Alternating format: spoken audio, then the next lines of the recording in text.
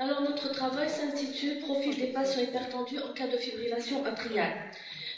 Bien sûr, le deuxième jour, tout le monde sait que maintenant l'hypertension artérielle est une maladie vasculaire, c'est une maladie grave qui est quand même fréquente et qui augmente avec l'âge. La fréquence augmente avec l'âge, bien sûr, et les complications sont mortelles à tel point où les Américains l'appellent le silent killer.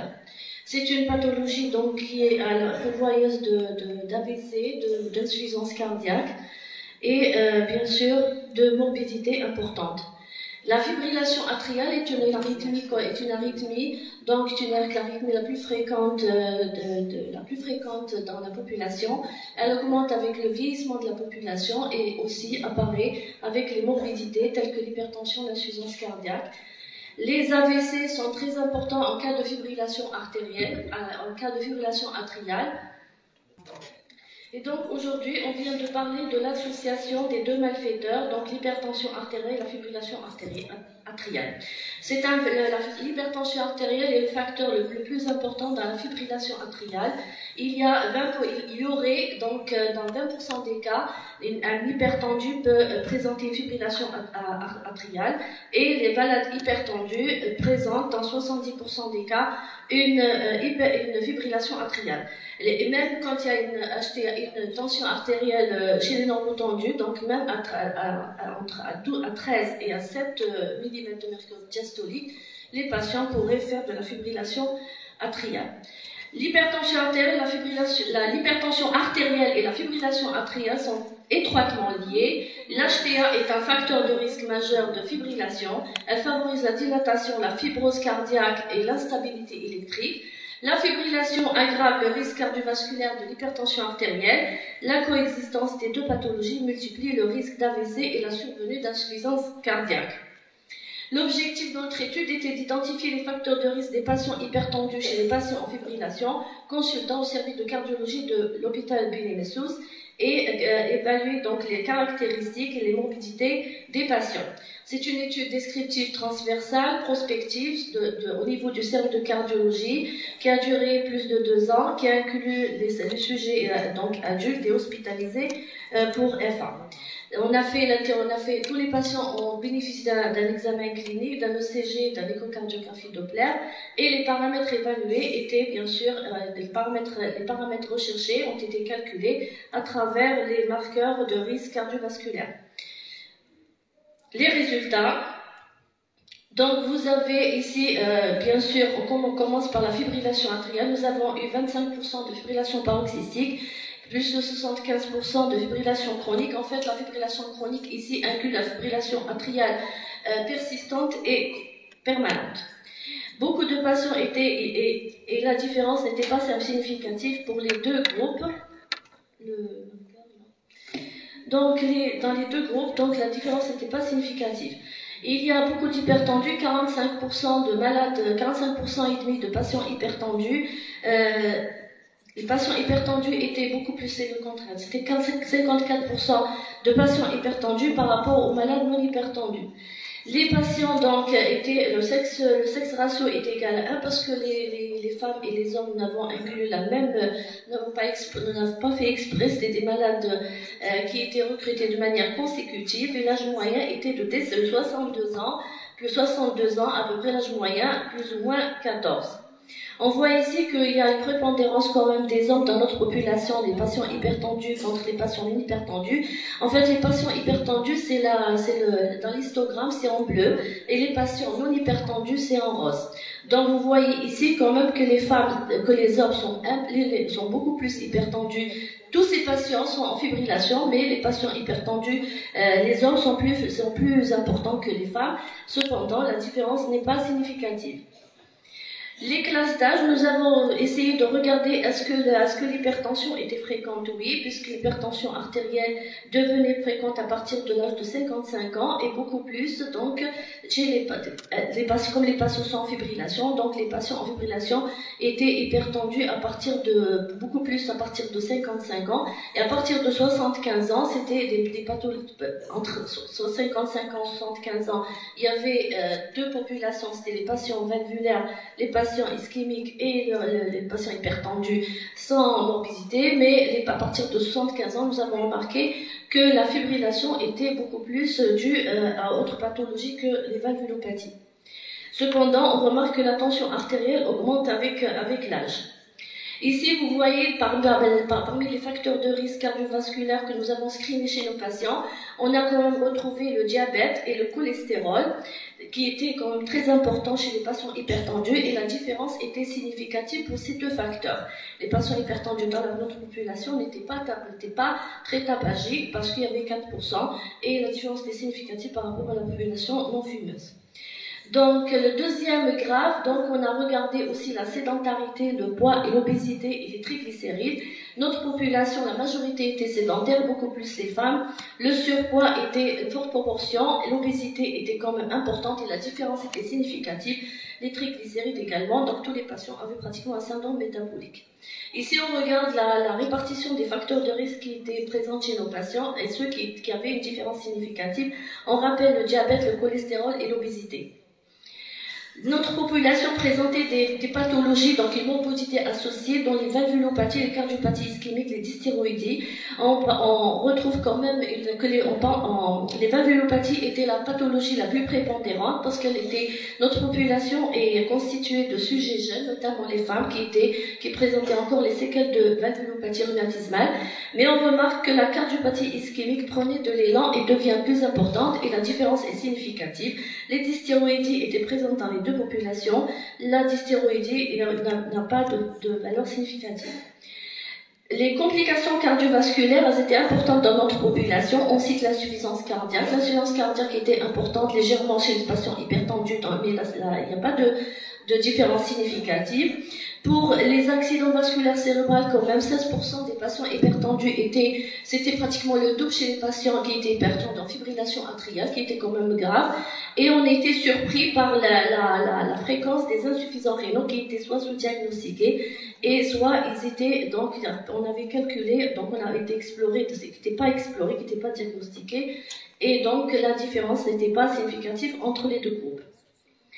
Concernant, donc c'est ça le MDRD, on avait calculé la clearance de la créa à travers la formule de MDRD et on trouve, et la différence entre les classes d'âge n'était pas significative, mais l'insuffisance rénale était quand même sévère dans 13% des cas chez les hypertendus.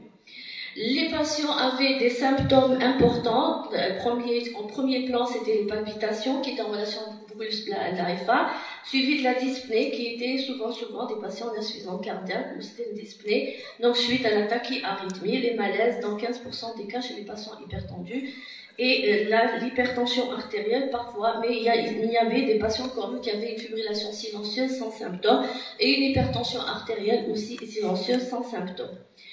Parmi les résultats de lorsqu'on a pris la tension artérielle chez nos patients, nous avons retrouvé donc une hypertension artérielle systolique qui n'était pas équilibrée chez 60% des patients hypertendus, et donc systolique, et 85% chez les patients, et 15% chez les patients chez les patients hypertendus. Donc la systole et la diastole n'étaient pas convenablement contrôlées chez les patients hypertendus et la pression pulsée était importante.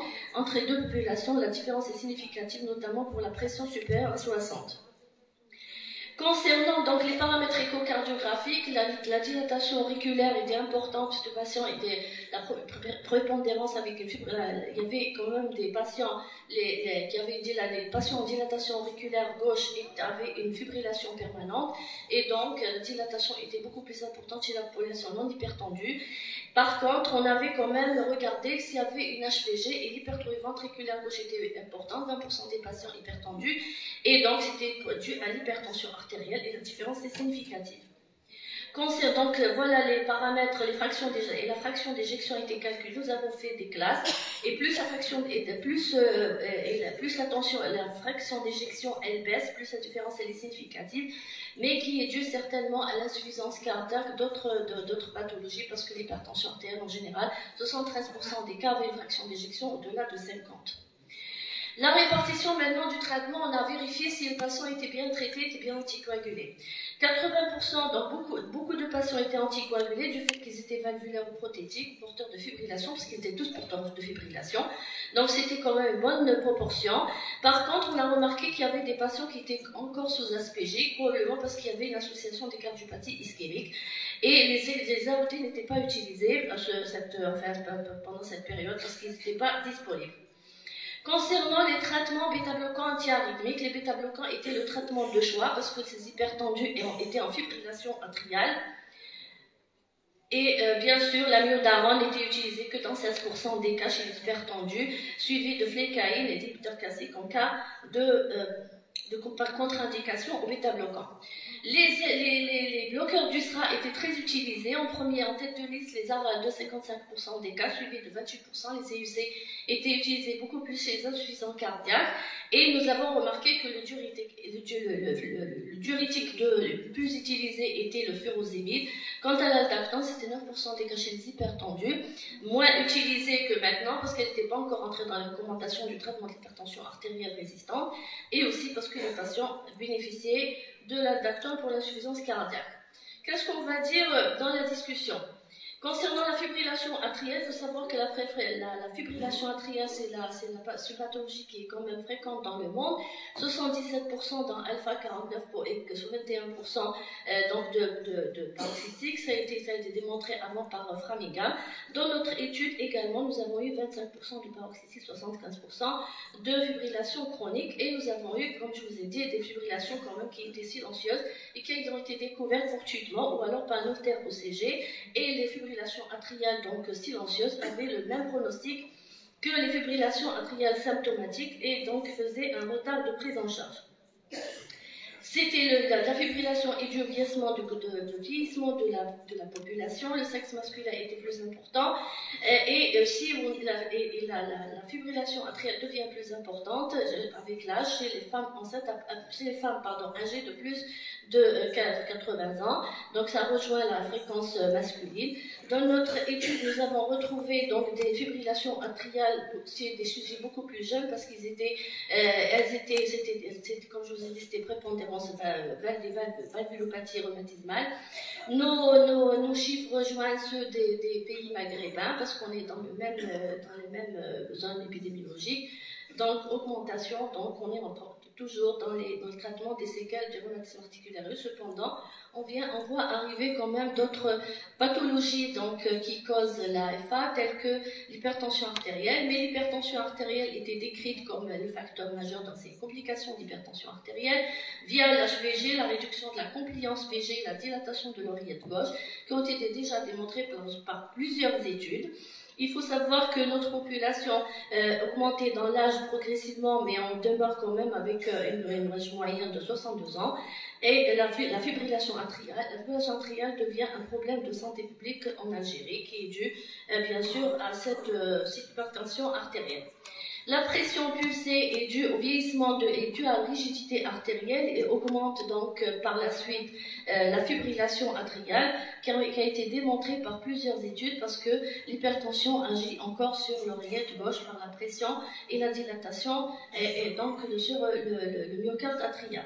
Notre étude, on a retrouvé quand même une bonne prépondérance des patients qui avaient une pression pulsée augmentée. Est-ce que c'est certainement dû à l'âge et aussi au non-équilibre de l'hypertension artérielle. Ce qui a été montré, donc par rapport à notre étude, donc, nous avons retrouvé plus de 55% des patients étaient plus de 55 ans, et donc vous voyez que l'hypertension artérielle qui dans notre centre, on a trouvé quand même des chiffres qui s'approchent des patients qui étaient dans le sud. Le diabète est un facteur de risque cardiovasculaire et dans notre population, on a trouvé quand même qu'il était prépondérant dans notre population et on a constaté aussi l'obésité et on a démontré que par index de TMC supérieur, donc à chaque fois que l'obésité augmente, l'hypertension augmente et la fibrillation augmente. Concernant les facteurs de risque cardiovasculaire existent, sont des nouveaux marqueurs de F1 tels que le diabète et l'obésité. et dans l'hypertension artérielle, et l'association fait beaucoup plus de patients à morbidité importante. La transition épidémiologique en Algérie fait que les cardiopathies ischémiques deviennent plus importantes et le P est significatif dans notre étude. Ça a été déjà décrit par l'étude optimale et, et aussi notre collègue qui est Dr Zozo qui avait déjà trouvé que 6% des syndromes coronariens aigus souffraient de F1. L'insuffisance cardiaque est une morbidité importante qui existe pour les deux pathologies, donc qui est causée par plusieurs pathologies, et surtout l'hypertension artérielle, les valvulopathie et la fibrillation, mais il n'y avait pas de P significatif. Donc, l'insuffisance rénale, notre série le nombre était très élevé, probablement parce qu'il y a un service de néphrologie à côté, et aussi parce qu'il y avait aussi donc une prépondérance des femmes qui avaient déjà des vieilles valvulopathies avant l'insuffisance cardiaque. Cependant, l'insuffisance rénale devient un problème de santé publique qui cause l'hypertension artérielle et qui cause aussi l'EF. Les accidents vasculaires cérébraux étaient très importants. Framingham l'avait déjà décrit, la gravité des accidents vasculaires cérébraux était très importante dans l'hypertension artérielle. Et si elle s'associe à la fibrillation, les AVC deviennent de plus en plus graves. Et aussi, c'est dû, donc il faut aussi donc considérer les fibrillations atriales silencieuses.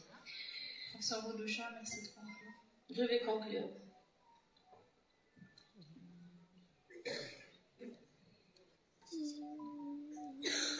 Donc la limite de notre étude, c'était l'apnée du sommeil parce qu'il n'y avait pas de moyen d'explorer ces patients. Et en conclusion, on dit que l'hypertension artérielle est un facteur modifiable de la fibrillation plus important. Il partage plusieurs facteurs de risque et mécanismes physiopathologiques.